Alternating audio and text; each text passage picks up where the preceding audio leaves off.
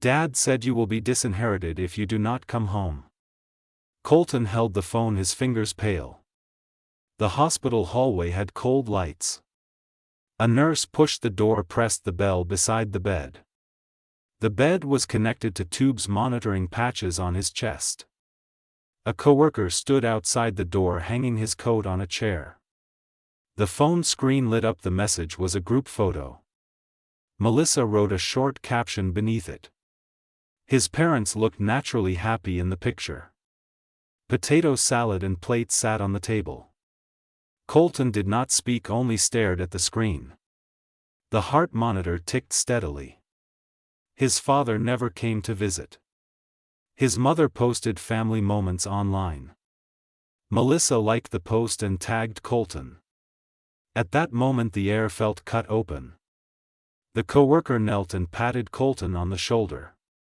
He said softly, "You need rest." When Gramps arrived, the car engine was still audible. He entered the room holding an old wallet. Gramps placed it on the bedside table.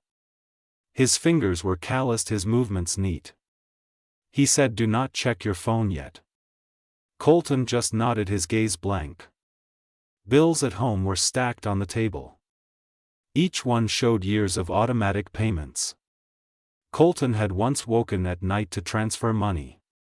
Melissa had posted travel photos. Paige showed new clothes at parties. His father called, urging him to pay the mortgage. The hospital walls were bright and clean. The doctor made rounds, frowned after hearing his history. The doctor said this was a cardiac event needing further tests. Coworkers brought coffee in turns. Colton thought of his recent exhaustion. He had propped himself up during meetings. That day when he stood to fetch a file, the world went dark. A coworker called emergency, lifted him onto a stretcher. He recalled many words left unsaid. Gramps opened a notebook, writing account details. He asked, "Do you remember your bank password?" Colton gave it calmly. The cleaning lady greeted softly. Outside, someone discussed project progress. His father had 74 missed calls. The text message was brief. No greeting, only command. Colton placed the phone by the pillow without calling back. Gramps took out legal papers from his bag. He said, "We will remove your name from certain joint accounts." Colton nodded, voice thin as paper. His eyes passed over the parking lot outside. Family posts looked like a thin film. They covered real days and unpaid debts. Melissa wrote, "Family Day happiness." Paige added a teardrop emoji in comments. But no one came to visit. The hospital clock moved faster than outside. Colton remembered once winning an award. His mother only asked if he thanked the teacher. He had worked weekends for years. He paid his mother's car loan and sister's expenses. He thought it was duty, not sacrifice. But lying in bed, he saw the calculation clearly. The doctor left with test results. The nurse changed an IV bag. The phone lit again, another tag from Melissa. His parents smiling exaggeratedly by a lake. Colton flipped the phone face down. He closed his eyes, hearing his own breath. Gramps spread bills on the table. Notebook showing joint account numbers. He said, "From today no more silent bearing." Colton inhaled lightly as if deciding something. On the phone his father's voice was urgent. He said, "Come home now, we need you." Colton looked at the name, did not call back. Gramps dialed a familiar number instead. The voice on the line was firm. He said, "I am coming to the hospital." The man wore an old coat and antique watch. His moves were steady, unshaken. He sat, asked for the bed number. The nurse gave it to him. He paid for emergency tests. Said nothing, just slid his card forward. The hallway grew quiet again. Colton counted cracks on the wall. He remembered his father's words. They nailed into his chest like a spike. Mail at home always went to his parents' address. He never saw the originals of collection letters. Gramps circled items on the document. Explained each legal effect. Colton listened, fingers tapping the bed edge. He sat up holding the breathing tube. Footsteps whispered outside. The nurse said someone is taking photos at the door. Melissa wandered in the parking lot. Paige filmed in the car. She spoke scripted lines to the camera. Her voice had rehearsed rhythm. They displayed grief online. But no one entered the ward. Phone rings fell like rain. Each sound carried their names. Legal papers lay neat on the table. Gramps said someone is planning action. Colton was not surprised, only looked out. He remembered every demanded sacrifice. They stacked into today's bills. The bills stood as proof of his exploitation. The nurse adjusted the drip. Cars sounded again in the lot. Texts and missed calls piled up. Smiles and photos grew ironic.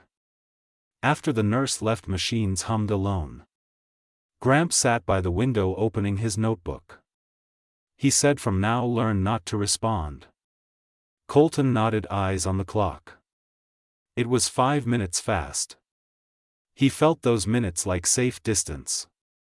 Days later he was discharged, the weather hot. Sunlight hit the iron fence at the gate. Gramps waited in the car. He placed the luggage in the trunk, closed it softly. No music, only engine sound on the road. Tree shadows flickered outside. They went to the bank to cancel joint accounts. The clerk asked if both parties were aware. Gramps said, "We have authorization." He handed the papers, voice calm. Colton stood aside watching the printer turn. Paper came out sounding like an ending. Outside the bank the air smelled of gasoline. He withdrew $100 at an ATM. Gramps handed him a set of keys. Keys to an old apartment. It was in the suburbs, the hallway aged. Walls covered in faded ads. Inside a wooden table, 2 chairs. Outside rails, trains passed sometimes. That night he cooked noodles, bubbles rising. The TV played news, volume low. Gramps sat opposite drinking tea. He said, "Stay calm through this stage." Days later Melissa sent a voice message. She cried, saying parents were sick, needed money. Colton said nothing, just archived it. Next day Paige sent a video. She said, "We are family." Behind her a dinner table, warm light. Colton turned off the screen, kept eating. The news anchor read economic data. Weeks later the office sent a get well card. Coworkers wrote, "Hope you return soon." He replied, "Thanks, not considering work now." The letter short, without explanation. By day he walked in the park. Pigeons on the grass. Old men fed them, smiling. He watched, then returned home. Mailbox held a lawyer's letter. From the family attorney. Inside a copy of a document. Titled Family Asset Adjustment Notice. Gramps read and smiled. He said, "They want your signature again." Colton read a few lines. His old signature printed there. Signed when he was 26. The year he was promoted, proud of his family. The paper demanded he assume family loans. Dated a month before. He was still hospitalized then. He wrote 2 words, "refuse." Gramps nodded. He said, "Now they are panicking." Days later his father called. Voice rough, angry. Father said, "You are heartless." Colton asked, "When have you shown heart?" Silence a few seconds.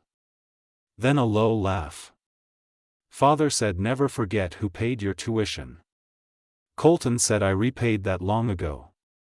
Father cursed, hung up. He placed the phone down, silent. Sunlight touched the table, dust floating. He wiped it, revealing grain. It symbolized his new start. He knew he would never return.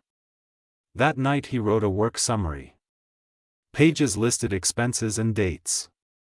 He prepared to track all finances. Gramps said, "It will be your shield."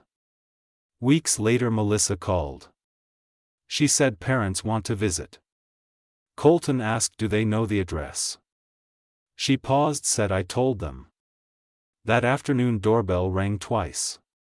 Through the peephole he saw his father.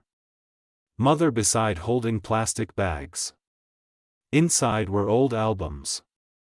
The door stayed closed. His voice came through intercom. He said, "You need not come in." Father raised his voice. He said, "You defy heaven itself." Mother pleaded softly. She said, "We are family, do not be like this." Colton leaned against the door, hand on handle. Footsteps shifted outside. He heard a key trying the lock. The latch clicked sharply. He calmly called the police. Minutes later patrol lights filled the hall. Father stepped back, expression stiff. Mother lowered her head. An officer asked, "Do you know them?" Colton said, "Family, but without consent." Father cursed, left. Mother followed quickly. Silence returned. A train rumbled afar. He did not sleep. Files spread on the desk. He marked each expense. Labeled family joint fund records. 8 years in total. Each with proof. Gramps nodded. He said, "This will protect you." Next day he visited a law office. The lawyer, an old friend of Gramps. He wore glasses, spoke evenly. He said, "We can request asset freeze." Colton signed authorization. The lawyer filed it, tapping the cover. Days later Melissa posted. She wrote, "Brother is controlled, unstable." Comments overflowed with sympathy. Paige shared it with crying emoji. Colton stayed silent. He archived screenshots. A week later a letter arrived from the company lawyer. The family filed for guardianship, claiming he was unfit to manage assets. Gramps smiled, said, "Final struggle." They hired a psychiatrist. The doctor asked routine questions. Colton answered briefly, calmly. The report said fully normal. Wind blew the papers up. He held them down, gaze firm. Lawyer said, "We will counterfile." Summons came 3 days later. News covered the family dispute. Headline said, "Inheritance fight reignites." Public split in opinion. Some called him cold, others defended. Gramps ignored comments. He said, "Truth will show." Colton only checked the hearing date. He decided to go alone. In court his father sat already. Mother head down, holding tissue.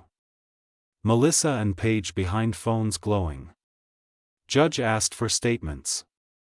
Father spoke quickly. He said he is unstable, needs protection. The lawyer submitted the medical proof calmly. Judge read a few pages. Looked at Colton. Asked anything to add. Colton said, "I know exactly what I am doing." Silence filled the room. Judge called 15-minute recess. Melissa posted again, caption, "Hardest time for family." Colton glanced, said nothing. He poured water at the cooler. Gramps touched his shoulder. He said, "Steady, almost over." Hearing resumed. The judge ruled. Guardianship denied plaintiffs to pay costs. Father's face turned pale. Mother lowered her head further. Colton stood, nodded to the judge. His shoes clicked on wood. Outside, sunlight sharp. Reporters surrounded with questions. He said nothing, walked fast to the car. Door closed, he exhaled. Gramps started engine, whispered, "You are free." A train horn sounded afar. Wind swept the courthouse steps. Melissa led her mother to the car. Paige still filming. She said to camera, "We will not give up." Colton looked calm. Gramps drove away slowly. The car silent. He leaned back holding the judgment. Billboard light flashed. He stared motionless. Days later, news updated. Headline: Court rejects family petition. Comments shifted. Someone posted proof he was left alone in hospital. Melissa's old posts resurfaced. That family day photo dated the same day he was in ICU. Outrage flooded comments. Paige deleted all videos. Mother closed comments. Father's company labeled disputed family. Partners suspended contracts. News showed father bowing outside. Flashlights on his forehead. He pushed through crowd speechless. A door slammed in the wind. Colton watched on TV. He turned it off. Boiled water. Steam blurred glass. Light traced his arm. Days later, Gramps called. He said the company stock is halted. Colton only said He deleted shared folders. Each one with family names. After delete, the screen went blank. He opened another document. Listing all fund transfers. 8 years of income traced. Each figure exact. He compiled a report. Lawyer replied received. Days later, tax investigators called. Polite asking purposes of funds. Colton answered clearly, provided proof. They thanked him. A week later, new headline. Family fund investigation begins. Melissa cried in a video. She said, "We only wanted reconciliation." Paige commented, begging forgiveness. Mother disappeared. Father's photo in newspaper. Headline: Funds missing. Colton said nothing. He kept living. Trains still shone outside the window.